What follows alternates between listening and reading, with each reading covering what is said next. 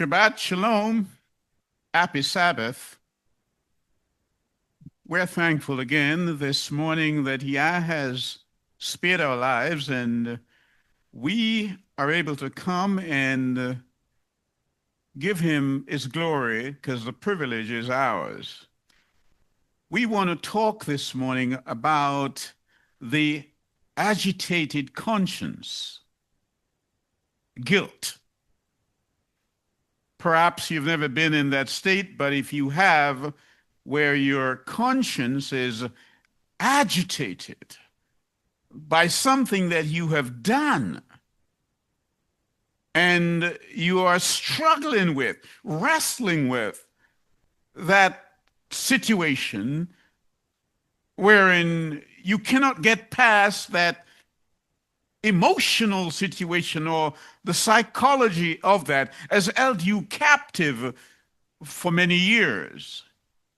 We want to look at that this morning, and we want to use the word of Yah to frame that experience so that we can better understand the subject matter to which we are dealing with. Turn with me, therefore, to the book of Bereshit. Bereshit, and we will look firstly at the 42nd chapter. That's the book of Genesis. And the word here reads, "And when Jacob saw that there was grain in Mitzrayim," that's Egypt, Jacob said to his sons, "Why do you look at each other?" And he said, "See, I have heard that there is grain in Mitzrayim. Go down to that place and buy for us there, and let us live and not die." There was a famine in Egypt, even as there is a famine today for the word of Yah, according to Amos. And Joseph's 10 brothers went down to buy grain in Mitzrayim. These are the young men who had earlier sold their brothers, and now he is governor of Mitzrayim. And so when they come to him, you will see that they understand that the things that are happening to them are a consequence of the things that they had done. And so they have this conscience we call agitated. That was the condition in which they went down to Egypt. But Jacob, according to verse 4, did not send Joseph's brother Benjamin with his brothers, for he said, "Lest some harm come to him." And the sons of Israel went to buy grain among those who journeyed, for the scarcity of the food was in the land of Canaan. Scarcity. You can't always rely on the assembly, the church that you have long known, because now you realize that there is a famine in the land. You need to find where Yah's name is being called and the truth is being spoken, so you have to travel. It is interesting that the land of milk and honey, Israel, was experiencing famine at a time when Egypt, North Africa, had food. And so the word says, verse 6, "And Joseph was the governor over the land. He was the one who sold to all the people of the land. And Joseph's brothers came and bowed down before him with their faces to the earth." He had a dream prior to that, and when he told them the dream, they said, We couldn't do that. But now circumstances have caused that on them to bow in front of him, and they're wearing an agitated conscience. And Joseph saw his brothers and recognized them, says verse 7, but he acted as a stranger to them and spoke to them harshly and said to them, where do you come from? And they said, from the land of Canaan to buy food. So Joseph recognized his brothers, but they did not recognize him. Hold it there. These sons of Israel, they are the sons of one man. They recognize not Joseph, but Joseph recognized them. Now, Joseph here is among Egyptian people. He's governor. He looks like them. At a time when all Egypt carried black people, Joseph's brother could not recognize him, but he recognized them. I want you first to recognize the coloration of the people dealing here. They could not recognize him among the black people in Egypt, but he recognized them. So the people reading this and refuse to ask themselves the question, well, who was Joseph? It's the same with Moses.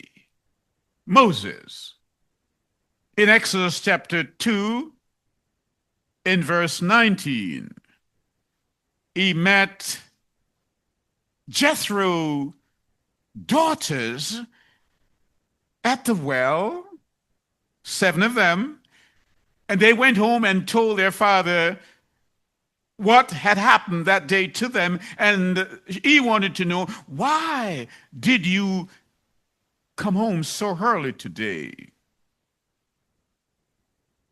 They curtly said to him, an Egyptian helped us.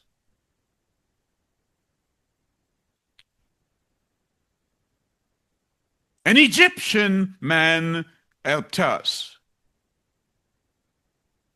They could not distinguish Moses, the Hebrew man, from an Egyptian because he had the same color as them.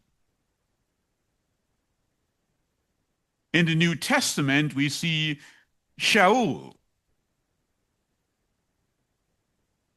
Paul, the apostle, was also mistaken as an Egyptian. And so the point here that I think you ought to realize is that the Bible that we're reading, the scriptures, the Holy Writ, it's replete with Afro-Asiatic people. That's what it contains. People in Africa, West Asia, and all the surrounding areas. That's the people of the Bible. And so I want you to understand that that which we're reading is dealing with a people, Yah's people, who are mostly Afro-Asiatic Asiatic people. That's what they are. And Yah in Genesis makes the point, Genesis 1, let's go there, and verse 26, Yah says that he has made man how? And Elohim said, let us make man in our own image, according to our likeness, and let them rule over the fish of the sea, over the birds of the Shemayim, and over the livestock, and over the earth, and over all the creeping creatures that creep on the earth. Yah says, let us make man. Let's make Adam. Let's take a piece of clay, brown clay from the earth, and make man in our own image. And when we read the book of Hebrews chapter 1, we see that Yeshua is made the express image of his Father. Yeshua is the express image of Yahweh. We need to understand that. And so when we go to Revelation chapter 1 and verse 14 and 15, Yohanan here is on the island of Patmos. He's there for his faith. Domitian placed him there, having tried to reduce his faith to nothing, threw him into a cauldron of hot oil. And having survived that, he was banished to the island of Patmos, where he had the vision. And he heard a voice. And Yohanan says, I heard the voice, and when I looked, I saw one like the Son of Man. That's what he said. When he turned and he looked, he saw one like the Son of Man. Let's read it for ourselves, like the Bereans, so that no one has to tell us. He said, and his head and the hair were white as white wool, like mine.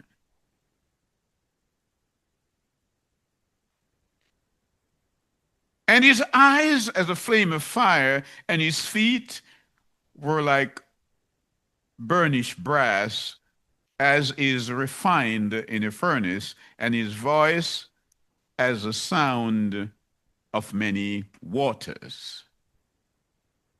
We read Genesis, and Yah said he's going to make man in his own image, and he told us how he did that. He took clay from the earth in chapter 2 of Genesis, and several thousand years later, 4,000 years later, when Yeshua come, his son, he says his son is bronze, burnished bronze. He hasn't changed. And so the people who are his, they have the same color. That's what the word of Yah says. We need to understand that. Joseph's brother could not recognize him. Today, when we come to worship in the way that we are worshiping and the manner in which we are worshiping, people look at us and they say, oh, you're Jewish. This is our heritage. They need to understand that. This is not heresy, this is redemption. We are redeeming that which had been lost. And so our own kinfolks, they do not recognize us, even though we now recognize them, but they don't even recognize themselves, even like Joseph's brothers, because they cannot make sense of what they read. They cannot make sense of it because they have a Renaissance theology given to them by the people of Europe. And they have written our history, and they have written us out of our history, and they have changed the scenes and the people in the word by using their brushes. And they have painted everything white. If we should look at their drawings, if we should look at the Last Supper, should we look at it? The one that Leonardo da Vinci. Quickly, as you read the scripture, you will know that the Last Supper did not take place in Milan or Florence. You would know that. It was in Yirmeyahu. But today that painting hangs in Milan. And all the participants, the disciples, they are all of European coloration. That's sad. We've been given that Renaissance theology after Constantine made Christianity a state religion. And so, as I looked at my own countenance in the dim light of the agitated conscience, my expressions were somewhat unreadable when I joined the church. The glow from my thoughts caught the profile in the pensive silhouette of my own thoughts. The signature sense of which I read the scriptures was not in harmony with what I saw in the church. There was no harmony there at all. The subtle presence of various churches' fragrances was not always easy to detect. And I have found the churches to be like marquees selling religious fragrances based on emotional scent preferences than quality of Yah's word. Each is telling you, I'm a Baptist, I'm a Pentecostal, I'm a Catholic, I am a Seventh-day Adventist, I am this and I am that. And so it seems to me that it's about sense preferences. And even from a young man, I had a very rare sense of scent. And so I was looking for a fragrance that offered faith and trust. I didn't readily find that because the reading that I was reading in the Word did not seem to harmonize with what I saw as a practice in the churches. Are you with me? I knew my brothers, but they did not know me because I was trying to redeem that which my ancestors left for me, that which they call too Jewish. I knew that Moses had been king in Cush ever since he was 27 years old. I knew that. I knew that my Messiah looked like me.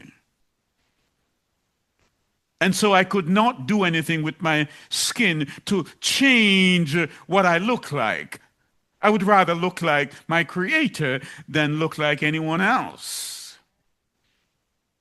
And so that fragrance that I was looking for was one that conveyed faith. It conveyed faith and trust, ethics and morals, intelligence. I wanted a faith that even the urban poor could wear, not just those in the leafy suburbs of town, not just them. But I realized even in the church that zip codes were now becoming more important than character. I realized that. And that's why they sold Joseph. Let's get rid of him. But the word said they became agitated, their conscience. Where are you from? And people will tell you, I am from such and such and such and such a place. I'm from the Caribbean. I'm from, no, you're from Africa. And interestingly, the annals of Persia are now opening up. And they are revealing to us that the people who were in captivity during Cyrus' time, they were black. And so the people who returned from captivity back to Israel, they're black. And so it interests me as I read that it is the intent, it is the proclivity of Israel, current Israel, people claiming Jewry that they want to take over Gaza. And the United Nations is about to have an emergency meeting, I believe, today to discuss that matter. And so it is intriguing to me as we look into the Word, because some of those who will be attending that meeting, particularly the British, they knew they must take responsibility for it, because it was they in 1948 under the Balfour Agreement who took some people from Europe and brought them to Israel and said that these are the Jews. But the Bible teaches something else. The Bible teaches something else. And so I want to speak to you this morning, even as it rains, showers of blessings, because this thing is important. In Yohanan chapter 4, we encounter a woman at the well through our reading, but Yeshua encountered her in a physical state. Come with me there, and we will dilate upon the 21st verse, reading on. And the word says, Yeshua said unto her, Woman, believe me, the hour cometh when we shall neither in this mountain nor yet in Jerusalem worship the Father. He worship that which you know not. We know what we worship, for salvation is of Yehudi. But the hour cometh, and now is, when the true worshipers, the what? The true worshipers, implicit in that statement that they are going to be false worshipers. The true worshipers shall worship the Father in spirit and in truth. You cannot worship in spirit and in truth if your theology is wrong. Cannot. If you are still going under the Renaissance theology given to you by Europeans, then it cannot be true. It cannot be that it was Europe who brought the gospel to Africa. It was Africa who brought the gospel to Europe. You've got to understand that. We read only a few weeks ago in Acts chapter 8, an Ethiopian man, he was reading from the book of Isaiah at a time when very few people had their own scroll. He had his, and he had a retinue of people with him. But even before then, we read in 1 Kings chapter 10 that the queen of Sheba from Ethiopia came and she met with Solomon, and she asked him some very serious questions, interesting questions. And we also know that Solomon fell in love with the Shumelite woman, who made it very clear to the other daughters of Jerusalem, I am black and I am comely, O ye daughters of Jerusalem. O my beloved. We've got to understand that these Afro-Asiatic people are the people being dealt with in the Bible. And so I want you to come with me to the book of Deuteronomy. That's Devarim. And we're going to be looking at chapter 28. The book of Devarim, where our ancestors, the Afro-Asiatic people, were told to choose between blessings and cursings. And it shall be, said Moshe, if you diligently obey the voice of Yahweh your Elohim to guard and do all his commands, which I command you today, that Yahweh your Elohim shall take your high above all the nations there. You will be number one. You will be the head and not the tail. And all these barakot, all these blessings shall come upon you and overtake you if you obey the voice of Yahweh your Elohim. Barak are you in the city, and Barak are you in the field. Wherever you go, blessings will follow you. That's what Moses is writing here. Barak is the fruit of your body and the fruit of your ground. You will produce children who are blessings.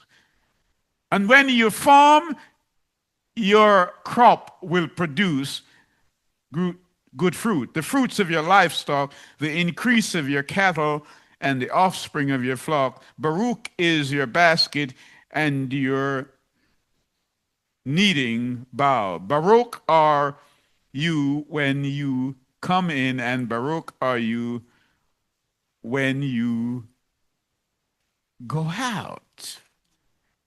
And so our people, our ancestors, were being warned that if they obey Yahweh, no nation on the earth can overpower them. Come with me to verse 11. And Yah shall make thee plenteous in goods, in the fruit of thy body, and in the fruit of thy cattle, and in the fruit of thy ground, in the land which Yah sware unto thy fathers to give. Yah shall open unto thee his good treasure, the heaven, to give the rain unto thy land in his season, and to bless all the work of thy hand. And thou shalt lend unto many nations and not borrow. You are going to be the lender and not the borrower. So those are the blessings you need to understand, that if you only obey, if you keep his commandment and keep his feast days and don't follow the Edens and keep Christmas and Easter and chase after other mighty ones and abandon Yah's laws, you'll be all right. No diseases will fall upon you. And so many of the things that are happening to our people and in our communities today must be traced back to this fact. If you have not understood Deuteronomy 28, you better go and reread it again. And so verse 15 talks now of the curses. But it shall come to pass, if thou wilt not hearken unto the voice of Yahweh, to obey and to do all the commandment. How many commandments? All, including the feast days, and the statutes which I command thee this day, that all these curses shall come upon thee and overtake thee. Cursed shall be thou in the city, and cursed shalt thou be in the field. Cursed shalt thou be thy basket and thy store. Cursed shall be the fruit of thy body and the fruit of thy land, the increase of thy kine and the flocks of thy sheep. We're talking about unequal distribution of resources to African people in America, in Britain, and elsewhere. But to understand the context of that, you have to come back to Deuteronomy chapter 28. Had we obeyed Yah, these things would not have overtaken us. They would not have overtaken us. Yah said, I'm going to send you into captivity. That's what he says. Plagues for your disobedience. Verse 58, if thou wilt not observe to do all the words of this law that are written in the book, that thou mayest fear this glorious and fearsome name. What? Yahweh, that's his fearsome name. Then Yah will make thy plagues wonderful, and the plagues of thy seed, even great plagues, and of long continuance, and sore sicknesses, and long continuance. Did you get that? I've said this before, but I'll say it again for emphasis. There are many of our people who are in institutions, health institutions, hospitals, and doctors are not able to explain some of the things that they're suffering from. It manifests itself, they manifest themselves in a physical way. But it's not a medical condition. It is a spiritual condition. What is they need most of all is healing. You cannot medicate what has happened. That's why in James 5:14 we're told, if there be any among you who is sick, call the elders. Call the elders to pray for you, because the effective, fervent prayer of a righteous man, it availeth much. Our people, they're not even praying anymore. They're not even praying anymore. So Yah says, if you don't obey me, I will afflict you. I will afflict you. So come with me to verse 63 of the same passage.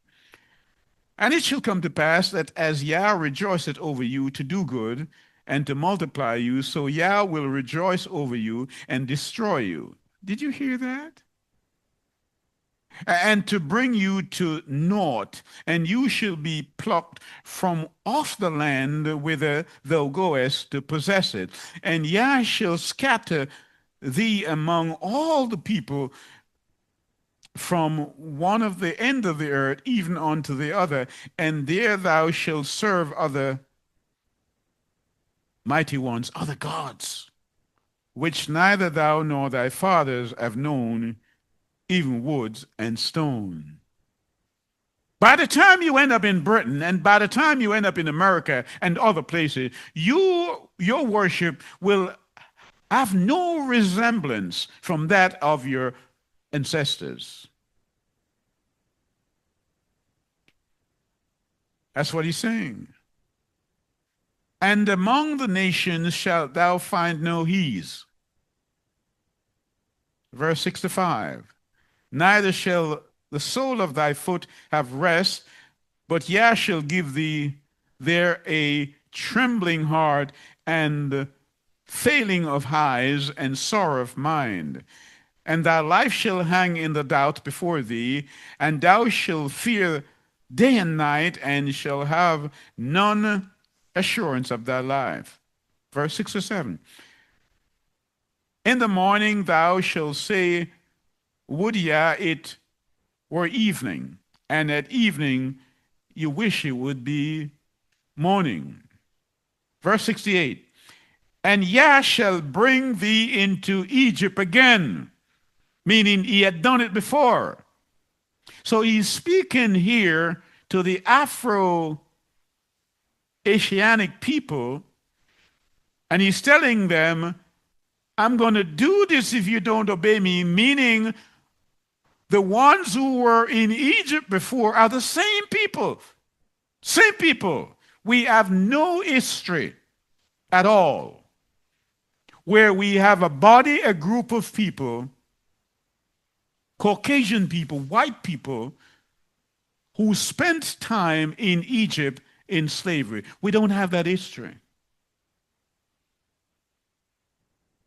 We don't have that history. And I say that respectfully. And perhaps now you understand why Caesar decided to burn down the library in Alexandria, to make sure that all the information, even that Moses wrote, would be destroyed. Yes, that I'll bring you back into Egypt again with ships. By the way whereof I spake unto thee, thou shalt see it no more again, and there ye shall be sold unto your enemies for bondmen and bondwomen, and no man shall buy you. Did you get that? The Egypt here that he's speaking of is not geographical. Egypt means bondage. He says, I'm going to bring you back into bondage. That's what Yah says. He says he's going to bring a people from a far land, hear me, like an eagle. What's the emblem of an eagle? Which country? It's here in Deuteronomy. America. That's what Yahweh has said he's going to do. And so this eagle came to West Africa, to Togo, Nigeria, Ghana, Burkina Faso, Guinea, that land of Judah, and took us away and put us in captivity. And all they taught us was war and brutality. And I say repatriation is a must. It has to be. And so we are not speaking heresy here. We are speaking redemption. That's what we are speaking. So let me say this also. no analysis of slavery, which they have been teaching us in the 16th and 1700s, can be complete without understanding Deuteronomy chapter 28. It's incomplete, that kind of teaching. And so they know why they start teaching slavery in 16th and 17th century. It goes all the way back because we've got to understand this. In 70 AD or before, when Yeshua told the disciples, when you see Jerusalem is surrounded by armies, flee. And they fled. Many of them fled to West Africa, which is where they picked them up and brought them to the Americas, brought them to Britain, to Bristol, to Liverpool, and all those places. You see, but Yeshua is not at all finished with his people, because he says in chapter 30 of Deuteronomy, and it shall come to pass when all these things are come upon thee, the blessings and the curse which I have set before thee, and thou shalt call them to mind. We're thinking of them pensively. We shall call them to mind among the nations whither Yah has driven us, whether it's Britain, whether it's the Caribbean, or whether it's America. We will think upon them and shall return. That's what we're doing. It's redemption. We are calling back to our heritage that our ancestors left for us, but we walked wide of the mark. And shall return unto Yah thy Elohim, and shall obey his voice. That's why we teach the keeping of the feast days and the Sabbath. He said, return to this, because this is what caused you to be in America and in Britain, because you did not keep them. Moses warned you, Moses told you, but you did not listen to that king. He was king over you in Cush, and you did not listen to him, and now you end up. You cannot understand slavery unless you understand this. He said, you will return.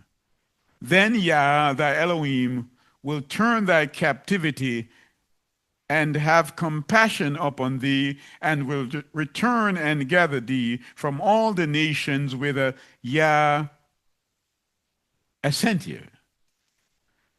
He said, I'm going to do that. And but he's going to punish the captors. He's going to punish them. And most of you realized in 2017, in April, there was an eclipse. You remember that? And there was another eclipse 7 years subsequent to that. No, the 2017 was in August, I believe, and the 2024 eclipse was in April the 8th. And where they intercept over a place called Little Egypt. Coincident? No, prophetic. And the eclipse of 2017 went across, as I indicated before, 7 cities called Salem. 7 cities. In Oregon, Idaho, Wyoming, Nebraska, Mississippi, Kentucky, and South Carolina. All 7 cities named Salem. Now, Salem, we know, means peace. Shalom. But where they intercept those 2 eclipses over Little Egypt, it makes a huge X. It's as if Yah is saying, no peace. No peace. And so you've got to understand what is happening. So when I hear people say, look what is happening in Gaza, look what is happening in Palestine.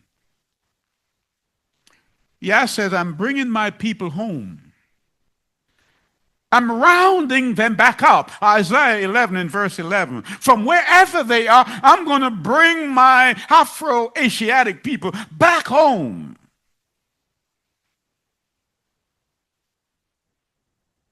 They're my people. I preserved them. You think they're lost, but they were just scattered, not lost. They have taken on other people's religion, but I'm going to find them, and I'm going to give them a new lip, a new language. They are a family of languages. They speak Amharic, they speak Ge'ez, they speak all kinds of different dialects of the Hebrew language. They do. And so the prophet Zephaniah, he wants you to know, chapter 3, in verse 9 and 10, it said, for then will I turn to the people a pure language. A what? I'm going to give them back their Semitic Hebrew. I'm going to give it back to them. This is their heritage. This is their lineage. I'm going to give it back to them, that they may all call upon the name of Yahweh to serve him with one consent. And from beyond the rivers of where Ethiopia, my suppliant, even the daughter of my dispersed, shall bring mine offering. Did you hear that? He says that from beyond the rivers of Ethiopia, the daughters of my dispersed, my scattered people, Ethiopia, I'm going to bring them back. And perhaps, should you really want to know who Stephanus is, come with me to chapter 1. The word of Yah, which came to Stephanus, the son of Cushi. Did you hear that? The son of Cushi, the son of Gedaliah. Gedaliah, when Nebuchadnezzar came up to Jerusalem to besiege it and took Judah away, Gedaliah, who is related to Zephaniah, the Cushite prophet, was governor of Judah. Again, I'm only showing you how replete the scripture is, because we know that Joseph went down to Egypt. He was sold, as I indicated earlier, and he met a woman there, Asenath, and he married her father, who was priest of On, and he had two sons, Manasseh and Ephraim. And it doesn't even matter what color the woman was. We know Joseph was a black man. His brother did not recognize him among black people. He couldn't have been that different. But we know that his wife was black, so Ephraim and Manasseh must have been black.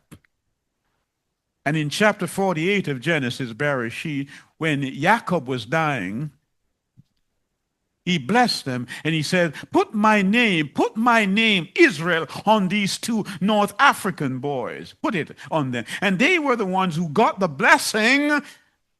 They are Israel. Israel belongs to Africa. It's in the word. So you asked the question, and I'm glad you did. So who are these people claiming Jewry over there now in Israel? Well, you know the history. The British, just like how they separated India from Pakistan. And they their convicts to Australia. It's a, colony, at least it was then.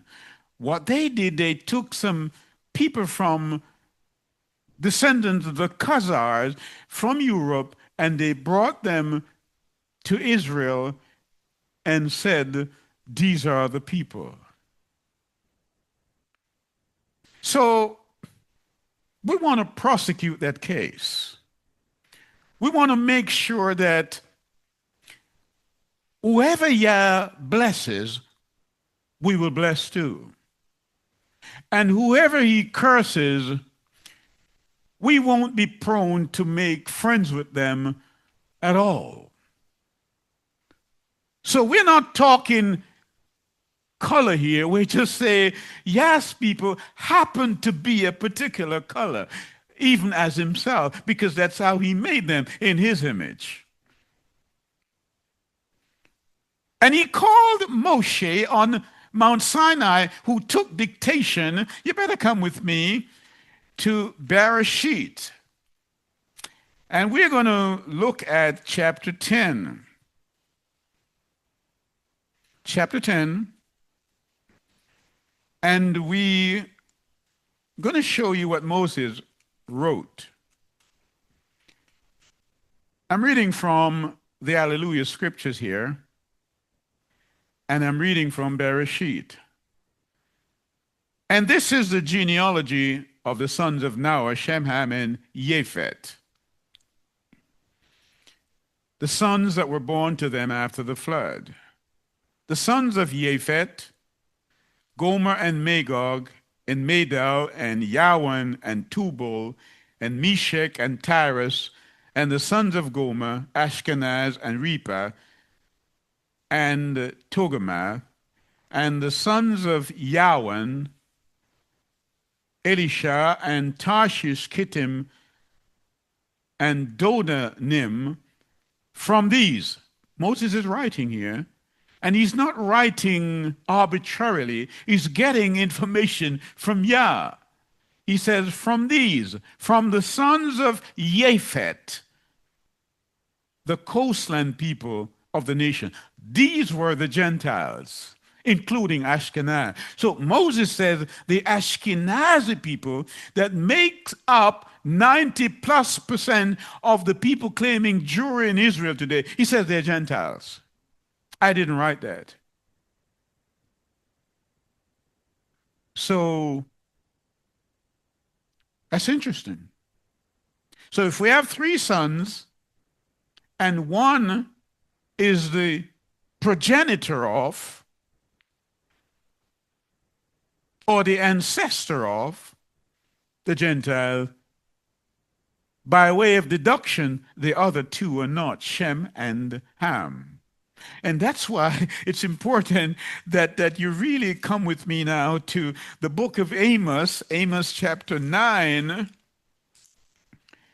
and let's dilate upon verse 7.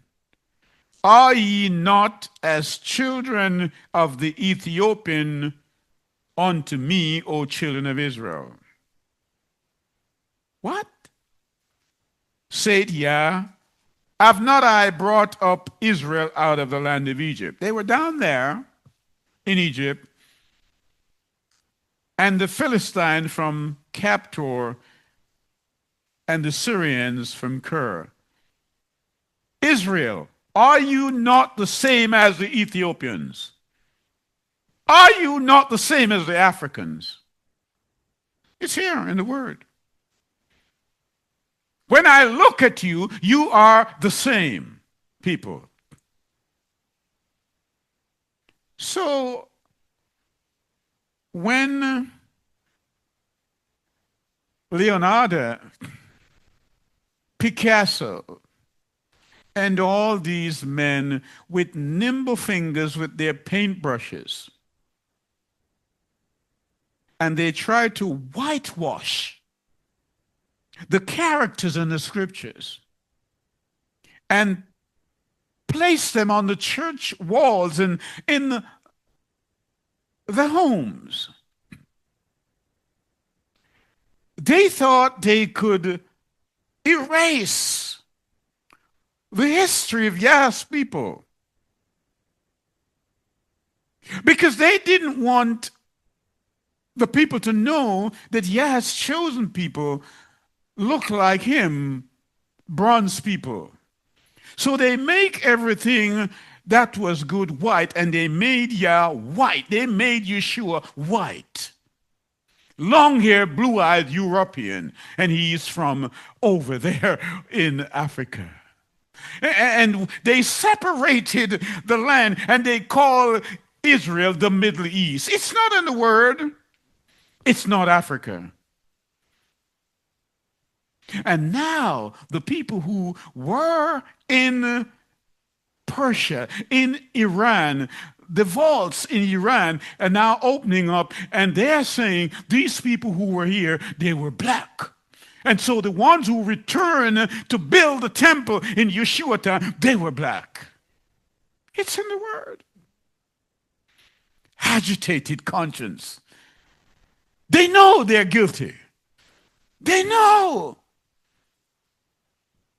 And so the word says, when he comes, they're going to run to the rock. And they're going to look and hide in place for themselves. So when Yeshua, hear me, as we bring this thing to a close, when Yeshua said to the woman, in essence, your religion is a mongrel. You don't know what you worship. The same can be said for a number of institutions, churches today. You don't know what you worship. You have a Renaissance religion. You have a European religion. Why did he say that? You better come with me to the book of Melechim, Bet. That's 2 Kings, chapter 17. Chapter 17. The word says that, verse 5, then the king of Assyria came up through all the land and went up to Samaria. This is the northern kingdom of Israel, the capital of, and besieged it for 3 years. In the 9th year of the Hoshea, the king of Assyria, took Samaria and carried Israel away in Assyria, and placed them in Elah and in Abba by the river of Gozan and in the city of the Medes. Did you hear me? He took them to the city of the Medes. For so it was that the children of Israel had sinned against Yah Elohim, which had brought them up out of the land of Egypt and out of the land of Pharaoh. So they were brought to the land of the Medes. We know that the Medes and the Persian was one empire at one time, which we now call Iran, which earlier was controlled by Cyrus. So we are consistent with the narrative here. And so the word says that what the king of Assyria did was that he brought people, he replaced them. It says, therefore, Yah was very angry with Israel and removed them out of his sight. There was none left but the tribe of Judah only. Also, Judah kept not the commandments of Yah, and they were subsequently sent to Babylon. So Ephraim's lot here, the children of Israel, they were besieged and taken into captivity in 722 BC. Now, it says in verse 24, and the king of Assyria brought men from Babylon and from Cutha and from Ava, and from Amath, and from Sepharvim. Sepharvim. Make that sink in a little, because we have this Sephardim Jews now. But it says here, these people are from Babylon, and placed them in the cities of Samaria instead of the children of Israel. He replaced them. The king of Assyria brought people, strange people, from Babylon, put them in Samaria, which is the northern kingdom of Israel, and they possessed Samaria and dwelt in the cities thereof.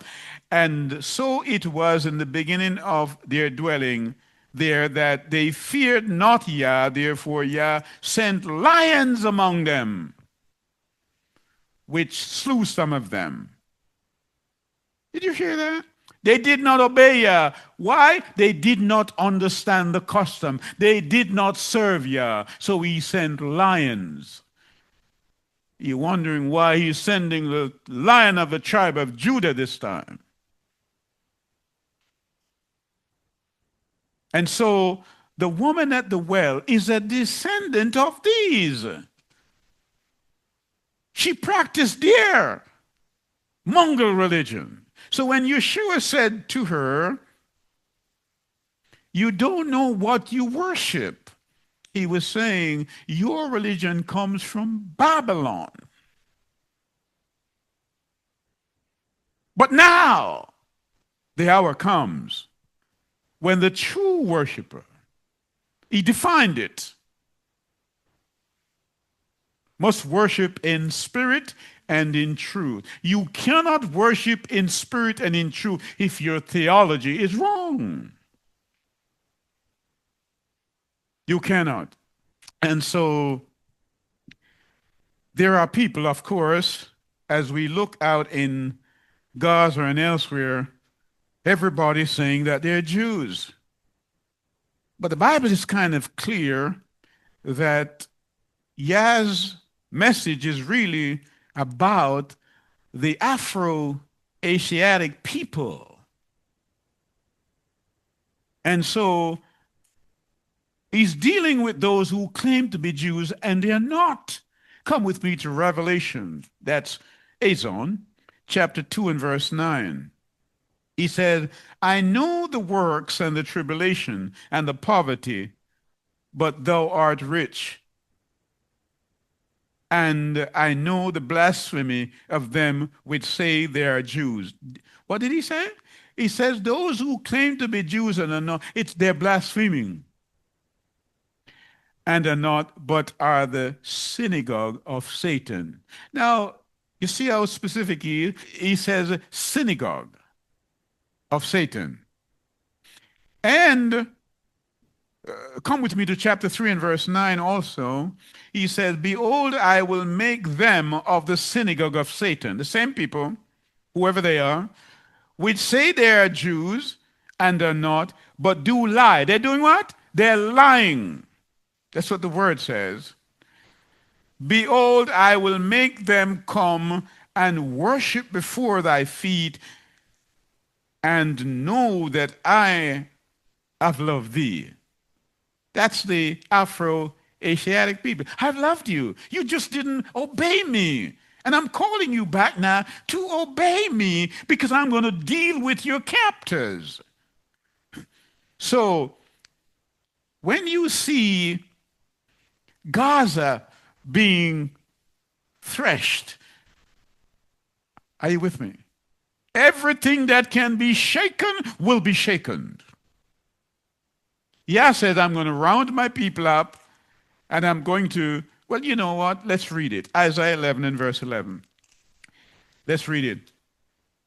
"And it shall come to pass that in that day that Yah shall set his hand again a second time to recover the remnant of his people, which shall be left from Assyria, from Egypt, and from Pathros, and from Cush." Did you hear that? Cush. "And from Elam, and from Shinar, and from Hamath, and from the islands of the sea. This must be the Caribbean. There is no mention of Europe there. He says, all these people who are scattered in these lands, they once belonged to me, and I'm rounding up back, and I'm going to bring them back to Israel. So he needs room in Israel, it seems. I'm not making any projection, but I'm just reading the word. He says he's going to round up the people from these places, including the land of Cush, even from Babylon, from Shinar, and bring them back. I don't see anything here from Europe.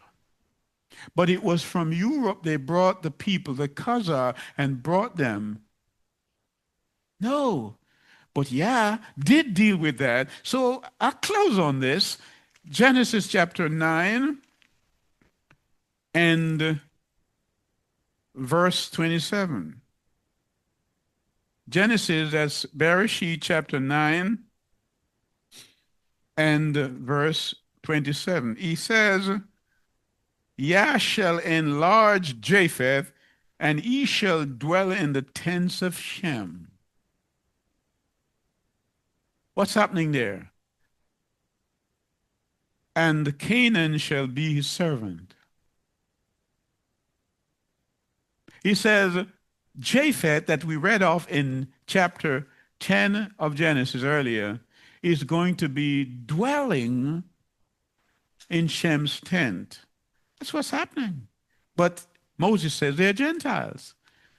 So the time of the Gentiles must be fulfilled before all of this happens and the Afro-Asiatic Hebrew people that have been scattered return to the homeland. Today we have the Falashan Jews who are there, and they are a sign that Yah is fulfilling his word. In Yeshua's name, may we go through this and understand what Yah is trying to teach us, and we should come back to him and obey him. In Yeshua's name I pray. Amen. Hallelujah.